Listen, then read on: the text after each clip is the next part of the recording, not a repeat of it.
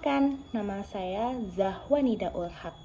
Saya adalah salah satu mahasiswi Universitas Insan Cita Indonesia dengan NIM 310.7072320020. Pada kesempatan kali ini, aku akan membahas sebuah fenomena yang mungkin sangat dekat dengan kehidupan kita sehari-hari.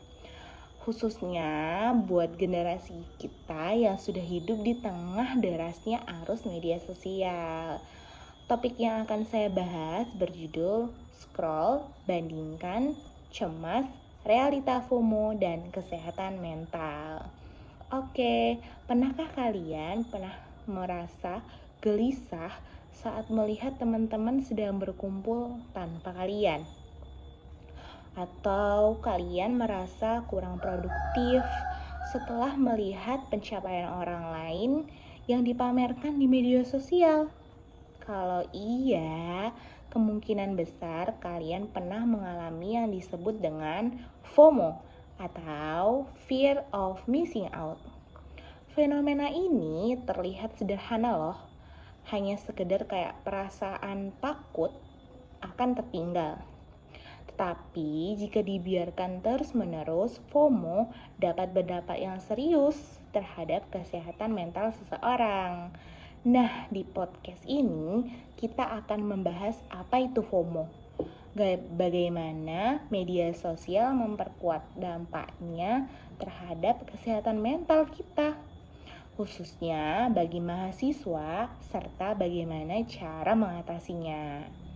Oke, langsung kita masuk aja ke materinya ya. Bukan materi sih sebenarnya, education. Apa itu FOMO? FOMO merupakan singkatan dari fear, F untuk fear of missing out, FOMO, yaitu kondisi ketika seseorang merasa cemas, khawatir, atau takut tertinggal akan pengalaman atau informasi atau pencapaian ataupun aktivitas yang sedang dilakukan seseorang. Nah, istilah ini semakin populer di era digital, terutama sejak media sosial menjadi bagian yang tidak terpisahkan dari kehidupan sehari-hari. Melalui Instagram, TikTok, Twitter, atau yang sekarang sedang trennya adalah Threads, hingga WhatsApp, kita terus-menerus terpapar kehidupan orang lain. Kita melihat teman yang sedang liburan, kita melihat orang lain mendapatkan IPK yang tinggi, melihat teman diterima magang, melihat orang seusia kita sudah mencapai pencapaian besar. Tanpa sadar, otak kita mulai membanding-bandingkan nih. Kita mulai bertanya, kenapa ya aku belum sampai di titik itu? Atau, kenapa sih hidup mereka terlihat lebih menarik daripada hidupku? Atau juga bisa muncul pertanyaan, apa aku tertinggal? Nah, pertanyaan-pertanyaan ini itu yang menjadi bibit-bibit munculnya fear of missing out tadi, atau kita sebut FOMO. Mengapa FOMO sangat dekat dengan mahasiswa? Ini menarik ya. Sebagai mahasiswa juga, kita berada dalam fase kehidupan yang penuh tekanan. Ada tuntutan akademik, ada tekanan sosial, ada ekspektasi keluarga, ada juga persaingan dari pencapaian kita. Di sisi lain, media sosial menampilkan highlight kehidupan orang lain. Yang kita tuh sebenarnya hanyalah sisi lain dari mereka. Yang kita lihat adalah sisi terbaik mereka. Kita terlihat sangat jauh dari kehidupan mereka. Kita melihat hasil akhir tanpa tahu proses perjuangan mereka. Misalnya, kita melihat teman mengunggah sertifikat hasil lomba mereka atau penghargaan yang mereka dapatkan. Tapi sebenarnya kita tidak melihat usaha-usaha apa sih yang bisa menghasilkan prestasi-prestasi itu. Yang kita lihat hanya sebuah hasil-hasil prestasinya saja. Kita tidak melihat berapa kali dia gagal sebelumnya. Akibatnya kita merasa kayak tertinggal, padahal sebenarnya kita sedang di jalur yang berbeda. Lalu bagaimana media sosial itu memicu dari perasaan FOMO ini? Nah, media sosial itu bekerja dengan sistem yang membuat kita terus ingin terhubung.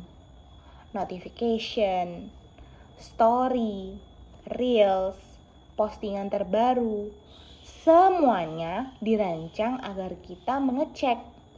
Setiap kali kita melihat kehidupan orang lain yang tampak, akan sedikit menyenangkan di otak kita melakukan perbandingan-perbandingan yang lain, maka itu akan selalu muncul di tempat kita. Dalam psikologi, ini disebut sebagai social comparison.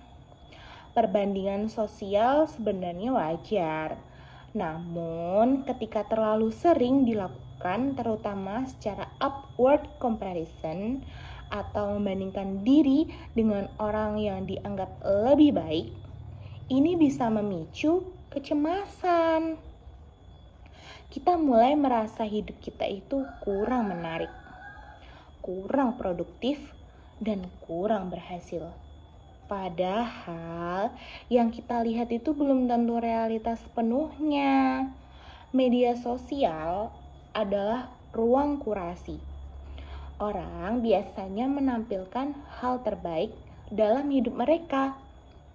Jarang loh ada yang mengunggah kegagalan, kesedihan, atau perjuangan yang sebenarnya. Nah, dampak FOMO terhadap kesehatan mental itu sekarang sudah mulai menjadi ranah yang penting untuk kita ketahui. Apa dampak FOMO terhadap kesehatan mental? Aku akan menjabarkan sedikit demi sedikit ya. Yang pertama, meningkatkan kecemasan. Fear of missing out membuat seseorang akan terus-menerus khawatir akan tertinggal. Perasaan ini akan memicu overthinking, pemikiran yang berlebih, dan rasa kekhawatiran yang berlebih. Seorang pasti akan menjadi sulit tenang, sulit untuk menjadi positif, karena selalu merasa ada sesuatu yang harus diikuti dan sesuatu yang kurang. Yang kedua, FOMO itu menurunkan self-esteem. Saat terus membandingkan diri dengan seseorang atau orang lain dengan pencapaian-pencapaiannya, kita bisa merasa kita tidak cukup baik. Ini menurunkan rasa percaya diri kita.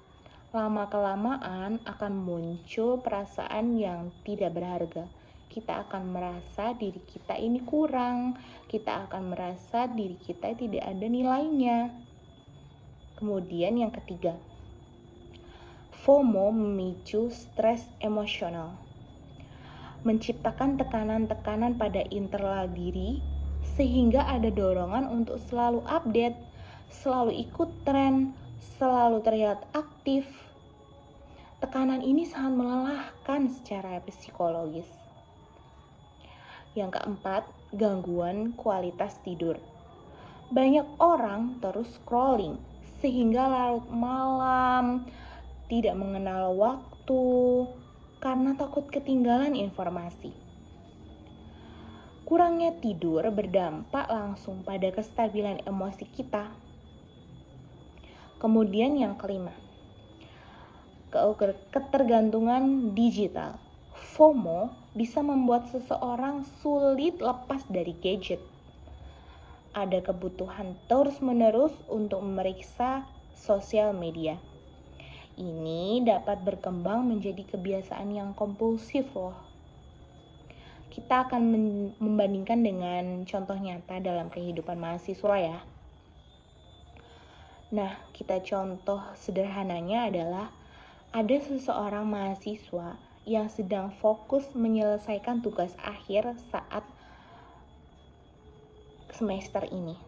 Kemudian ia membuka Instagram. Ia melihat teman-temannya sedang nongkrong, sedang liburan, atau mengikuti seminar bergengsi. Kemudian mahasiswa tersebut muncul perasaan, aku ngapain aja sih? Aku ini ngapain aja sih lama-lama gini? Padahal dia tuh sedang produktif loh.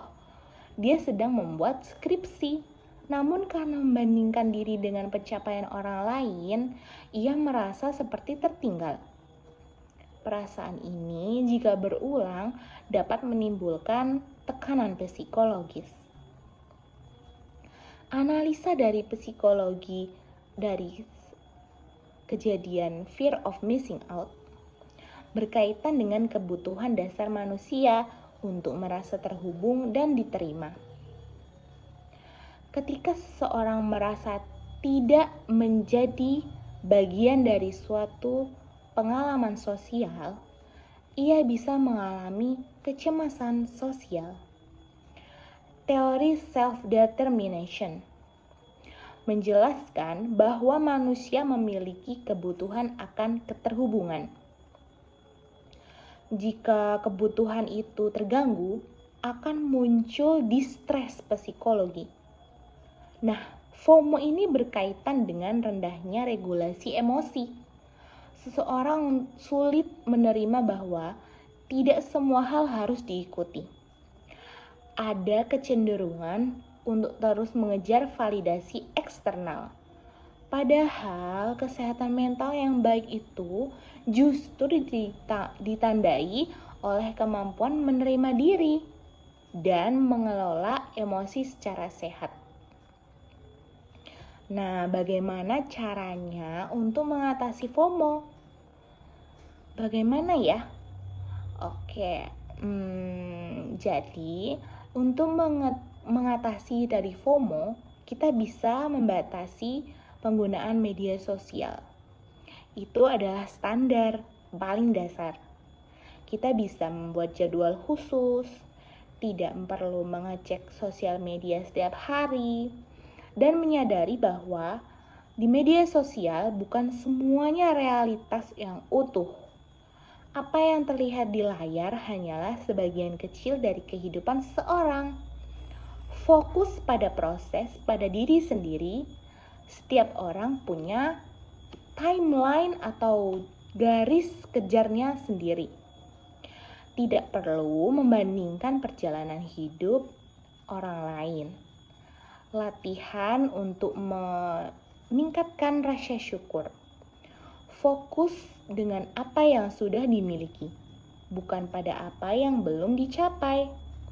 Kemudian kita bisa membangun koneksi yang nyata, tidak melulu menggunakan sosial media yang fana. Interaksi yang langsung jauh lebih sehat daripada sekedar validasi digital.